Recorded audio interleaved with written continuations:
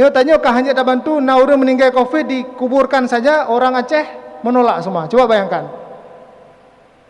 Ya, itu terjadi. Jadi inilah tingkat keimanan dan ketakwaan kita masing-masing. Ada orang yang positif, sehingga orang karena kita memperlakukan saudara kita seperti itu, apa yang terjadi? Orang takut ketika tahu positif. Apa yang terjadi? Nggak mau ngecek. Karena tidak ada yang mau cek, nggak ada yang tahu, seolah-olah nggak ada yang penyakit. Sehingga tersebarnya menjadi mudah. Makanya kita perlu mendukung supaya, ya, mendukung gimana? Nyena yang positif di kampungnya, Jo, kasih makan, kasih ini. Karena banyak hanya kerja, hanya minta rezeki, dukung. Jangan kita menyebarkan negatifnya, bejak-jak kena ya. Itu, jadi masyarakat kita mudah untuk terprovokasi. Kemudian mulailah tersebar lagi ke Jawa. Ya, banyak daerah di Jawa yang dilabel dengan daerah merah. Ya, bahkan yang paling merah sampai gelap itu di Surabaya, Jawa Timur. Kita masih ambil ambil dalih bahwa Nyan itu bukan di Aceh. Kemudian di Sumatera Utara mulai merah. Banyak sekali yang kejadian di Sumatera Utara. Masih kita beranggapan belum di Aceh. Ya. Kemudian mulai muncul kejadian di Lok Sumawe. Apa kita masih mengatakan belum di Banda Aceh? Belum di Aceh besar? Ya. Sekarang saudara-saudaraku sekalian, ini sudah ada kejadian di Banda Aceh, Aceh besar, dan hampir kebanyakan kabupaten dan tingkat 2 di Aceh. Ya, nanti saya akan tunjukkan. Sehingga suasana sekarang ini adalah seperti pada gambar ini. Ya.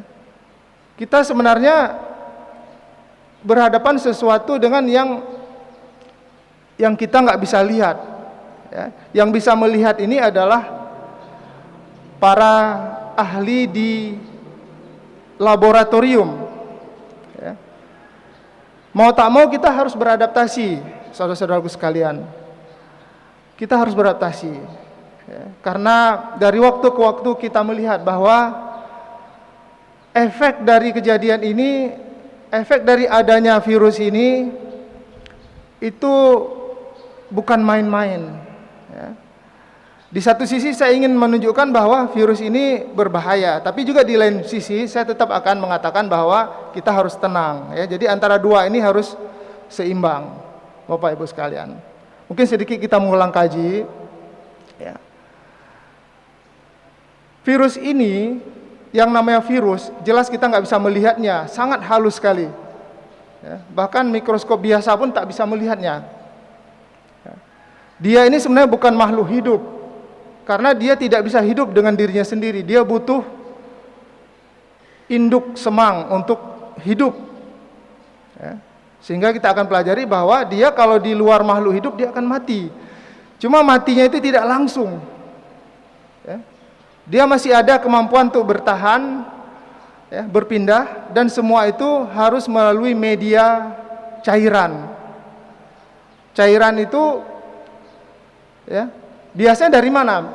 Kebanyakan ketika virus ini terpapar kepada seseorang, maka organ dari tubuh kita yang menjadi sarang dia, yang paling suka dia tinggali adalah saluran nafas. Ya, mulai dari hidung, tenggorokan, ya, sampai saluran napas sampai ke dalam paru-paru. Nah, itu merupakan rumah dia yang paling dia suka. Sehingga kalau mau cari virus ini, ya di daerah itulah yang paling banyaknya. Paling banyak di situ. Terus bagaimana terjadi penularan? Nah, ini yang penting kita ketahui. Karena sukanya di situ, maka penularan terjadi ketika virus itu pindah ke orang lain. Bagaimana pindahnya? Karena lokasinya di saluran napas, di hidung, maka yang bisa membuat virus ini pindah adalah ketika seseorang batuk dan bersin, dan juga berbicara yang kuat atau tertawa terbahak-bahak. Ya. Ketika kita bersin dan batuk, maka ada satu hitungan secara estimasi mengatakan bahwa bisa sampai 2 meter sampai 3 meter. Ini sebenarnya yang mendasari kenapa kita timbul prinsip social atau physical distancing atau jaga jarak. Ini dasarnya. Tapi nanti saya akan masuk kepada langkah-langkah praktis. Ini saya ceritakan dulu supaya kita bisa memahaminya. Ketika ada seseorang yang bersin atau batuk, sebenarnya ya oke-oke saja kalau kita semua mencegah pintu masuk. Apa pintu masuk? Virus itu kalau kita pegang, ya dia nggak memberi efek juga sebenarnya. Ya, ada orang bersin, katakanlah di lantai, kemudian kita ikut memegang, menyentuhnya, itu tidak memberi efek. Dia di situ nggak bisa hidup lama juga, dan dia lemah sebenarnya pada hakikatnya. Ya.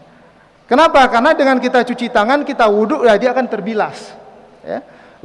Lebih yakin lagi kalau kena sabun misalnya, nah dia punya suatu selaput, ya, envelope bahasa medisnya, ada satu cangkang tipis itu terbuat dari lemak. Lemak itu sangat hancur dengan sabun, apapun mereknya, nggak peduli, apapun jenisnya, simple. Ya, dengan alkohol hancur dia. Jadi kalau ada kena di tangan, ya, kena di baju, tinggal cuci, selesai. Nggak kena kita penyakitnya. Yang masalah apa? Kalau virus tersebut masuk ke badan, bagaimana cara masuk ke badan? Pintu masuk ke badan kita yang pertama adalah kalau ada luka di kulit kita. Jadi makanya waspada kalau ada luka di tangan, di anggota tubuh, obati, tutupi, harus sering cuci tangan, katakan seperti itu. Kalau ada luka, itu pintu masuk. Tapi kadang-kadang ada luka, ada lubang yang memang Allah sudah ciptakan. Apa itu? Mata, pintu masuk. Hidung, pintu masuk. Mulut kita, pintu masuk. Makanya disuruh pakai masker. Ya. Nah, ini udah masuk ke materi tipsnya nih. Ya. Itu kira-kira pendahuluannya ya. Kemudian kita lihat bahwa memang secara penyebab bahwa nama virus ini adalah SARS-CoV, ya, 2. Kenapa 2? Karena virus ini sebenarnya bukan baru. Jenis virus ini bukan baru. Dia sudah memang di dunia sudah lama, ada lebih tua dia daripada kita. Ya. Dan menyebabkan beberapa penyakit yang sempat heboh sebelumnya. Sempat ada MERS, ada SARS ya. Ini SARS ini Severe Acute Respiratory Syndrome ya. Jadi itu sindroma penyakit saluran nafas akut yang berat akibat COVID ya. Jenis yang 2. Kita tahu bahwa kejadian pertama di Wuhan di Tiongkok, sehingga pada tanggal 11 Maret ditetapkan sebagai pandemik dunia karena begitu banyak negara yang lain. Jadi ada yang mengatakan bahwa ini adalah suatu konspirasi, ini suatu bohong dan sebagainya. Maka kita akan lihat saja data-data dan fakta. Yang perlu saya sampaikan adalah ketika kita berhadapan dengan musuh, dengan hal yang membahayakan, jadi ini bukan masalah personal, bukan masalah dokter saja, bukan masalah saya sendiri. Ini adalah masalah bangsa. Ini adalah masalah dunia. Jadi memang harusnya yang berada di depan sebagai panglima adalah orang-orang yang harus bisa mengontrol dunia, yang mengontrol negara. Ya, memang layaknya lah presiden, gubernur memang harus di depan. Jadi mungkin dalam banyak hal kita mungkin peran kita mungkin ya minimal. Ya. Harus ada bagian negara, tapi tentu ada nanti bagian yang kita bisa lakukan. Ya. Untuk diketahui pada saat ini ada 10,9 juta yang sudah terinfeksi, kan bukan main-main angkanya itu. Ya. Oh, ada orang mengatakan itu dibesar-besarkan dan sebagainya. Kita lihat aja, kematiannya 521.000 sampai saat ini. Ya. Sebenarnya kalau dibandingkan jumlah yang terkena dengan yang meninggal, ya, tetap sebenarnya adalah ya, ada peluang banyak yang sembuh. Ya. Di Indonesia saat ini ada 60.000 orang yang positif. Ya, kalau di Asia Tenggara kita sudah jadi juara. Kalau buat Asian Games sudah jadi juara. termasuk juara yang meninggalnya. Bahkan yang paling menyedihkan saat ini kita adalah juara kalau perang itu yang paling banyak mati tentaranya. Karena ketika berhadapan dengan penyakit seperti ini, yang jadi tentara elitnya adalah para dokter dan para tenaga kesehatan. Ya, harusnya memang kita mencukupkan kebutuhan mereka, fasilitas mereka. Ya, harus kita mendukung mereka. Ya, karena kalau itu tumbang, maka tidak ada lagi yang ahli di bidang tersebut, maka semua masyarakat tidak terlindungi. Ya. Di Aceh sendiri, sampai saat ini kemarin saya cek di situs Dinas Kesehatan Aceh, semua kita bisa cek, sudah 87 orang yang secara laboratorium positif. 3 orang meninggal. Ya. Ada yang dari sekitar Aceh Besar dan Banda Aceh, dan ada yang dari Losmawe. Ini sebagai info. Ya. Seperti yang saya sampaikan tadi, ketika virus ini beredar di sekitar kita, lingkungan kita, dia nggak langsung mati. Ya. Kena di lantai itu tahan sampai beberapa jam. Ya, ini di sini ada sebutkan di udara aja sampai 3 jam. Maka pada ilustrasi tadi kita sebenarnya mungkin berada di lingkungan yang mungkin virusnya juga ada, mungkin 1-2. Karena untuk sampai kena penyakit biasanya bukan hanya ada virus, tapi juga jumlahnya harus banyak. Ya. Karena kalau virusnya cuma 1-2, tubuh kita Allah sudah ciptakan antivirus. Ya. Tubuh kita ini sudah Allah ciptakan sebagai mesin yang canggih. Tapi kalau kita tidak menjaga jumlah virus yang masuk ke dalam badan kita, kita tidak peduli, maka daya tahan tubuh ada batasnya. Itu masalahnya. Ya, jadi ketika dia terpapar, misalnya ada yang bersin, tidak pakai masker, maka di lantai, di tempat-tempat itu virusnya masih bertahan. Ada orang lain katakanlah sholat atau mengerjakan kegiatan lain, maka dia akan terpapar. Dia tidak pakai masker, dia gatal mata, dia kucek-kucek, udah selamat, dia masuk ke dalam. Ya, ada gatal hidung dengan tangan yang udah terkena, kita congkel-congkel hidung, udah selamatlah, masuk ke dalam dia. Nah, sekarang tinggal pertahanan kita masing-masing. Ya, jadi demikian kira-kira gambarannya. Saya berharap ini bisa memberikan suatu informasi. Ini kondisi di Aceh saat ini. Kita lihat angka positifnya di sini 87. Ini dalam 2 bulan terakhir. Jadi nggak main-main. Terus. Kapan mulai angka ini naik cepat? Pada saat perbatasan kita dibuka. Itu intinya. Kenapa? Karena memang tetangga kita di Medan, Sumatera Utara itu memang lagi merah. Ya. Dan ini memang harus pesan yang berulang-ulang. Makanya saya mengambil kesempatan itu terus mengulang pesan. Nggak usah jauh-jauh. Saya dengan pasien saya aja, ya, ketika berbicara, mau ke Medan. Itu di Medan lagi ini. Hanapupu begah-begah bagop. Ya. Jadi sebagai Muslim, saya pikir kita semua sadar tentunya kita tidak mau menjadi penyebab sakitnya saudara-saudara kita. Muslim yang baik adalah Muslim yang menjaga tetangganya, orang-orang sekitarnya selamat dari tangannya. Bahkan tentunya Muslim yang baik adalah yang bisa memberikan kebaikan buat orang lain. Ya. Kita lihat angkanya lagi. Ternyata yang positif itu, yang angkanya tinggi, ini Banda Aceh. Terus yang paling tinggi lagi adalah Aceh Besar. Ya. Jadi saing-saingan itu. Banda Aceh dan Aceh Besar yang memiliki kasus tertinggi di Aceh. Kita lihat lagi.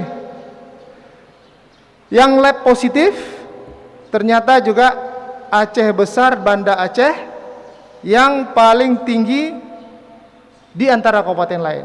Nah, makanya masjid ini, kita ini berada di perbatasan. Kelengnya belah di Aceh Besar, belah kena Banda Aceh. Jadi penting sekali kita pahami kondisi ini bahwa nyokana di antara kita nggak tahu kenapa kita perlu waspada. Lah ini dasarnya saya ingin sampaikan. Ya, fakta dulu, ya, baru kemudian apa yang harus kita yang bisa kita lakukan. Saya tunjukkan dulu fakta-fakta. Siapa yang sudah korban?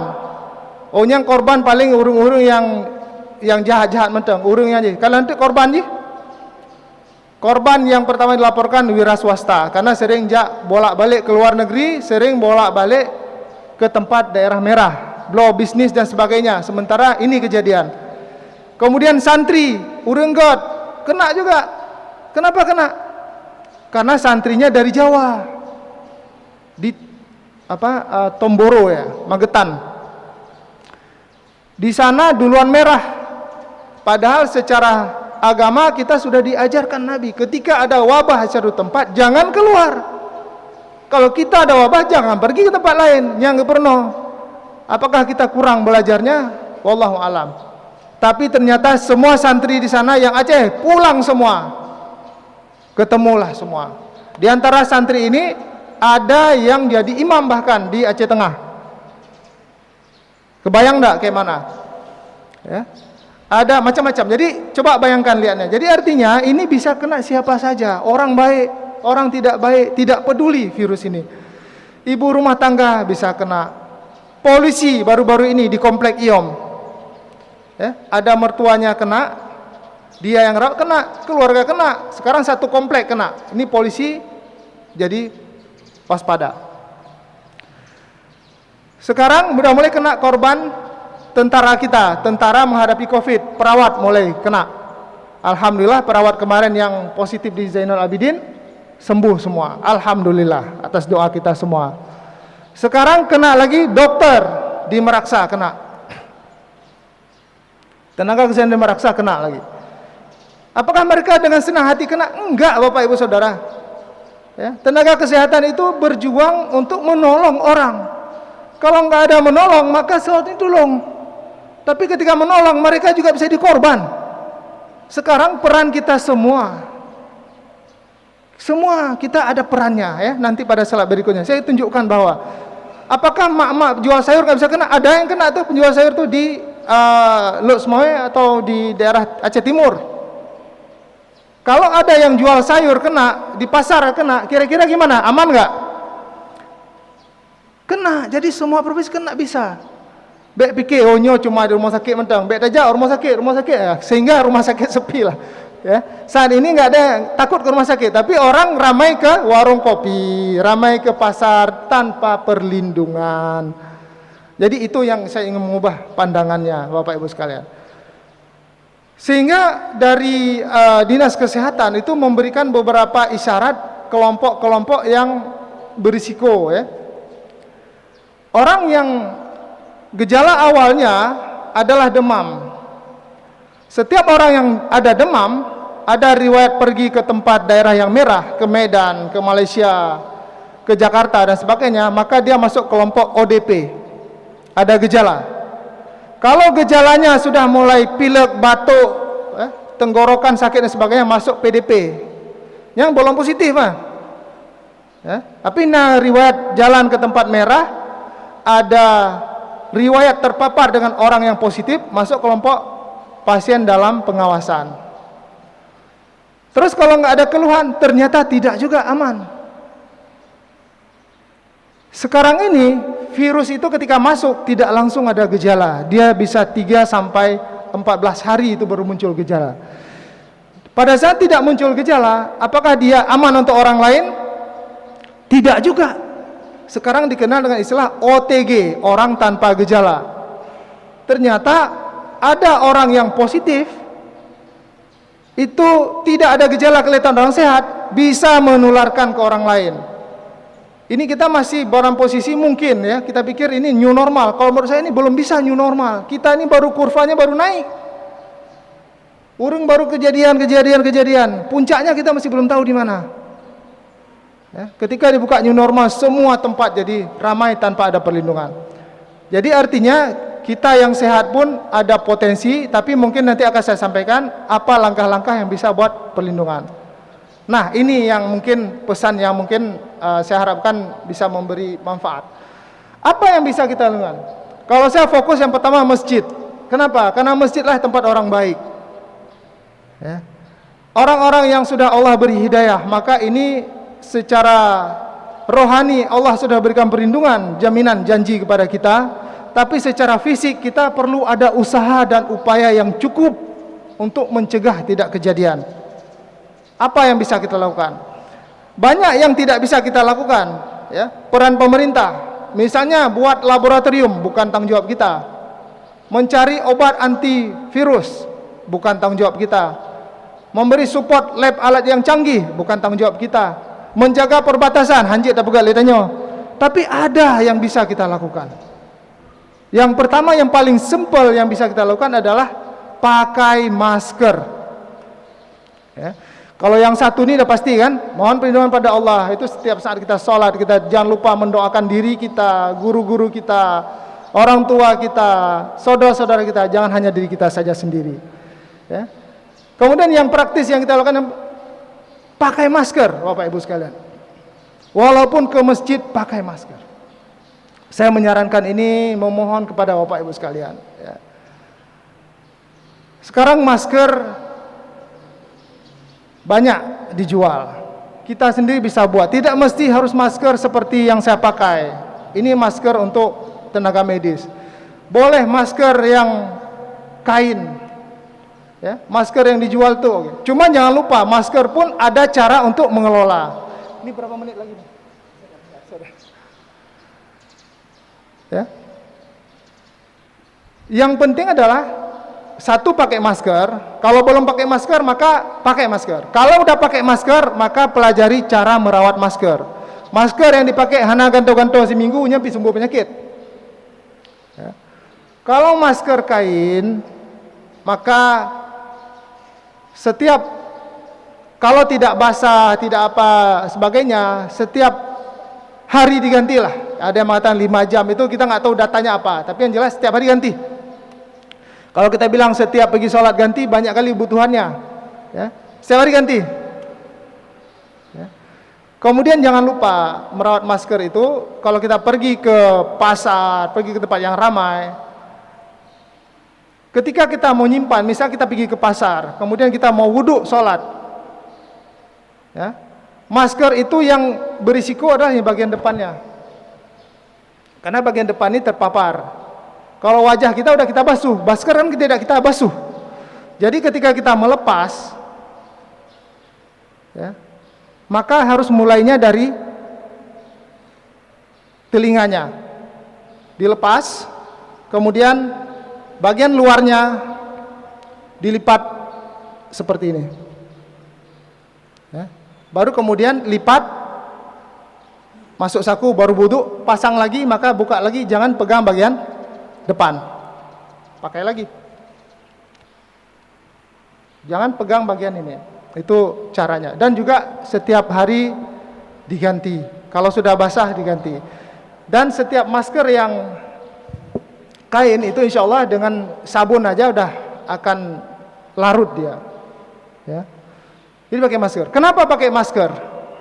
Satu, melindungi kita dari virus yang beredar. Karena yang ditutupi apa? Hidung, mulut. Yang kedua, melindungi saudara-saudara kita. Kita bersin, kita biarlah maskernya yang kotor. Ya. Ada orang ketika bersin dia buka, nyangka hanya guna masker. Pak bersin di huruf lain. Maskernya inilah fungsinya untuk menahan bersin, ya. Menahan batuk. Jadi di dalam. Kemudian yang ketiga, manfaatnya adalah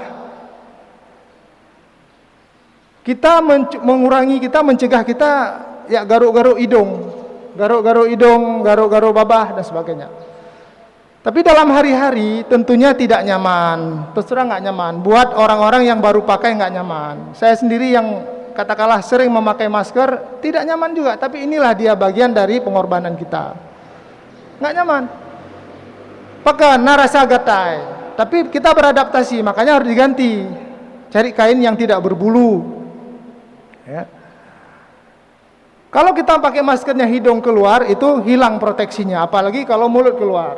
Ya, jadi ini cara-cara mungkin sedikit saya tekankan tentang masker. Ya. Yang kedua, sediakan fasilitas sabun cuci tangan. Jadi sekarang di tempat-tempat publik rata-rata disediakan. Ya. Mudah-mudahan di masjid ini juga ada. Letakkan beberapa tempat fasilitas cuci tangan di setiap pintu. Taruh sabun di situ, taruh keran dan sebagainya. Tinggal dialihkan saja. Ya. Karena dengan cuci tangan, terutama siapa? Terutama orang-orang luar. Kalau kita rumah sekitar sini, mungkin di rumah kali darah jero. Jadi kita nggak pakai. Tapi ada orang luar mau sholat, nggak cukup dengan hanya wudhu saja, dia perlu sabun dan sebagainya. Kata apa lagi, ini adalah masjid mukim, Pak, ya. Nah, orang dari mana-mana, ya, orang dari pasar, dari warung ke sini, maka alangkah bagusnya kita beri tempat yang cuci tangan. Kemudian jaga jarak. Ya, kita perlu ingat bahwa ketika awal-awal Covid kena Arab Saudi, termasuk anggota kerajaan Arab Saudi, termasuk sebagian imam dari Arab Saudi kena Covid juga, kena, sehingga semua lockdown di Arab Saudi. Masjid-masjid hana urus mayang. Masjid Nabawi, Masjid Dil Haram hana urus mayang, karena disterilkan. Nah, itu semua kita melihat. Jadi kita nggak bisa mengatakan bahwa nyebak masjid hana virus, hanjut, ya, hanjut. Jadi kita tetap menjaga diri. Nah, ketika sekarang kita mulai, maka di sana memberi contoh, dibuat jarak antar urung sembahyang. Nah, bagaimana jaraknya? Silakan pengurus masjid mungkin memutuskan. Ya, buat jarak. Tujuannya apa? Baik kenang antara urung wiunen baik kenang. Ya, kenapa? Karena darurat. Kalau tidak darurat maka tetap luruskan dan rapatkan shaf. Tapi dalam kondisi seperti ini, maka secara medis saya sampaikan bahwa alangkah lebih baik kalau kita tidak saling kena, buat ruang. Bagaimana caranya? Nah, ini tugas BKM untuk memutuskan nanti, ya. Saya memberikan masukan saja. Kemudian buka karpet. Alhamdulillah saya lihat karpet utama sudah nggak ada. Ya. Kemudian, nah, yang poin 6, mohon maaf, saya menyarankan sebaiknya celengan yang beredar sementara ini diganti dengan celengan yang tetap saja, yang ada di pintu-pintu saja. Karena ketika tak edarkannya pun menjadi saboh hal yang bisa menyebabkan hal yang tidak diinginkan juga. Ya, bak mumakmat le mumakmatnya, kita nggak tahu di antara yang mumakmatnya so hanaturi. Jadi mungkin celengan pun bagusnya celengan yang udah ada itu mungkin kalau perlu ditambah barangkali. Ya. Kemudian disediakan hand sanitizer di tempat celengan. Nah, urang kalau cok siram jero silakan. Kemudian lantai masjid kalau biasanya mungkin sehari cuma 2 kali, dengan kondisi seperti ini maka setiap waktu sholat dilakukan pel tambah desinfeksi. Dalam pel sekarang kan sudah ada yang membunuh virus dan kuman. Ya. Ini juga tentunya bagian PR dari BKM. Mudah-mudahan sudah dilaksanakan. Kemudian poin berikutnya, hindari bersentuhan. Jadi pada saat seperti ini, ya inilah adaptasi kita, ya. Untuk salaman dan sebagainya mungkin kita harus berlatih. Kadang-kadang memang tidak mudah karena tidak sama-sama mengerti, ya. Sama-sama mengerti. Sekarang, lah inilah zamannya sekarang seperti ini. Kemudian, kalau saya menyarankan perlindungan untuk imam dan muazin juga. Ya. Saya kenapa pakai masker? Saya ingin memberi contoh bahwa dengan pakai masker suara saya jelas nggak? Jelas. Kenapa enggak imam coba seperti itu? Itu mungkin satu pilihan. Karena ketika saya bicara kuat, maka ludah saya akan terbang ke mikrofon. Muazin enggak akan enak dia ngazannya kalau enggak kena mikrofon itu. Ya, jadi pilihannya kalau imam dan muazin tidak pakai masker, berarti mikrofonnya yang harus dimaskerkan. Pegat sarung khusus untuk yang tiap uro dicuci. Jadi silakan mungkin mengambil kebijakan. Tapi saya katakan itu salah satu karena imam dan muazin adalah aset dari umat. Hana sembarang urung jir ke imam. Hek dah betikula. Ya. Hek dah untuk belajar Al-Qur'an dan sebagainya. Kemudian buka ventilasi. Ini keunggulan masjid ini saya lihat. Ya. Mudah-mudahan ke depan nggak usah pakai AC, Pak. Kalau saya. Kenapa? Karena dengan terbuka begini dingin dia. Adik kita di sini cukup dengan kipas angin saja udaranya udah keluar semua. Ya, justru masjid-masjid yang pakai AC seperti masjid saya di Kampung Pineng, kita pakai AC full, kejadian Covid. Ya subhanallah, gimana cara? Terakhir buka pintu undung. Saya sarankan buka pintu semua. Ya, supaya udaranya jangan berputar-putar di situ aja. Biar udara keluar. Di sini keunggulan dari masjid ini, ya, ini hemat energi seperti ini, nggak perlu AC dan mengurangi pemanasan global, ya. Bagus rancangannya. Kemudian bawa sajadah masing-masing. Tapi jangan lupa tentunya kita menjadwalkan untuk mencuci, ya, karena tetap harus dicuci.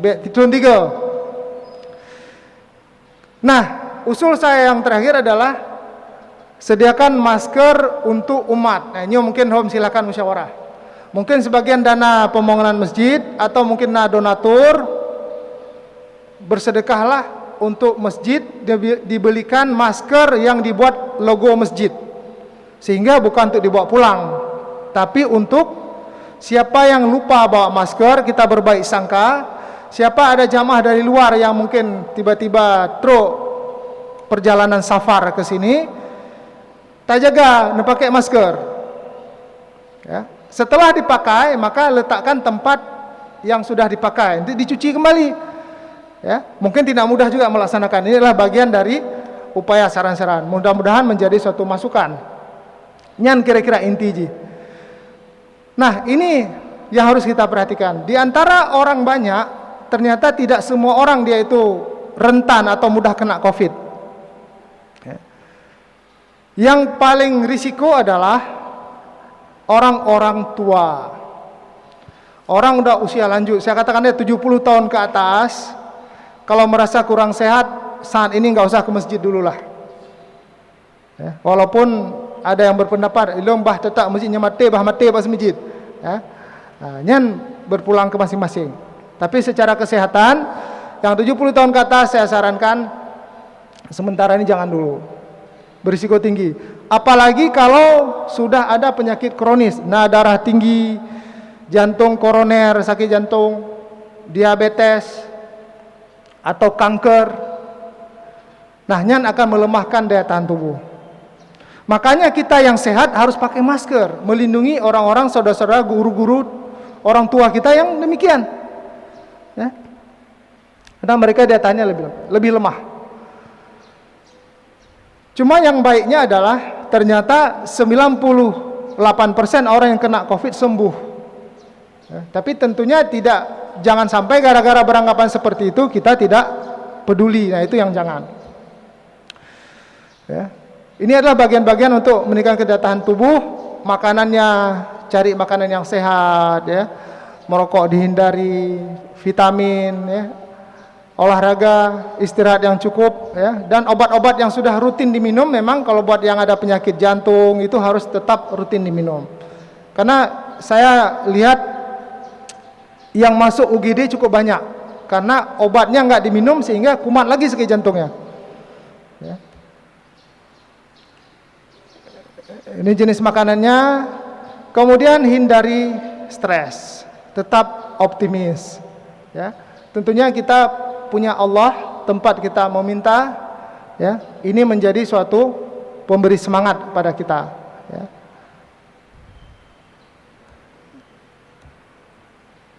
Ya. Untuk menghindari jarak, beberapa yang disarankan adalah hindari kerumunan. Mungkin yang buat acara-acara pesta barangkali dibatasi keluarga dekat saja. Nyona urung meninggal, saran lon nyona mungkin sama dia dan sebagainya, cukuplah di masjid saja, luas masjid. Tetap jaga jarak. Yang acara di rumah dibatasi saja. Itu saran-saran saya. Mudah-mudahan bisa memberi manfaat, ya. Kemudian saling mengunjungi dibatasi. Ya. Ingat setelah kita bepergian maka sepatu, baju dan sebagainya baru ke pasar, ya, itu mungkin pakaiannya langsung mandi dan cuci, ya. Saat ini di Aceh kalau dipraktekkan saya pikir sudah waktunya ini, ya. Jangan lupa di rumah tapi gagak mendung nyan gagang pintu, jangan hanya lantai yang dipel, cok ija yang celup dalam kain pel, gagang pintu dilap, tempat-tempat yang sering pegangan tangga dilap, itu bagian dari mencegah juga. Meja, ya. Bagaimana dengan olahraga? Kalau olahraganya di rumah, insya Allah aman. Mau senam, Mau push up di situ, mau peregangan, insya Allah aman. Nah, kalau untuk keluar, hindari yang ramai-ramai. Ya.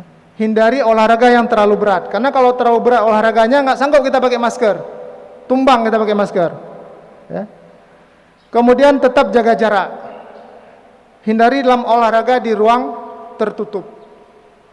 Hindari tempat keramaian. Mungkin kayak Belang Padang, nggak usah lah olahraga situ sementara. Ya. Kalau orang mesti ramai-ramai juga, hindari. Ya. Mungkin cukup seputar masjid atau dekat-dekat rumah saja. Dan jangan lupa harus cukup minum. Kenapa? Ini juga menjadi seruan dari seluruh lembaga dunia. Ya. Semua event-event besar semua ditunda. Ini yang paling penting lagi. Semua penting ya. Bantu dan jangan jauhi siapa yang sudah dikatakan sebagai penderita. Ya. Yo tanya kah hanya ada bantu nauru meninggal COVID dikuburkan saja, orang Aceh menolak semua. Coba bayangkan. Ya, itu terjadi. Jadi inilah tingkat keimanan dan ketakwaan kita masing-masing. Ada orang yang positif sehingga orang karena kita memperlakukan saudara kita seperti itu, apa yang terjadi? Orang takut ketika tahu positif. Apa yang terjadi? Nggak mau ngecek. Karena tidak ada yang mau cek, nggak ada yang tahu, seolah-olah nggak ada yang penyakit. Sehingga tersebarnya menjadi mudah. Makanya kita perlu mendukung supaya ya, mendukung gimana? Nyena yang positif di kampungnya, Jo, kasih makan, kasih ini. Karena banyak hanya kerja, hanya minta rezeki, dukung. Jangan kita menyebarkan negatifnya, bejak-jak kena ya. Itu jadi masyarakat kita mudah untuk terprovokasi. Maka ini saya sampaikan, bantu, jangan jauhi. Mungkin demikian. Lebih dan kurang saya mohon maaf ya. Wabillahi taufik wal hidayah. Wassalamualaikum warahmatullahi wabarakatuh.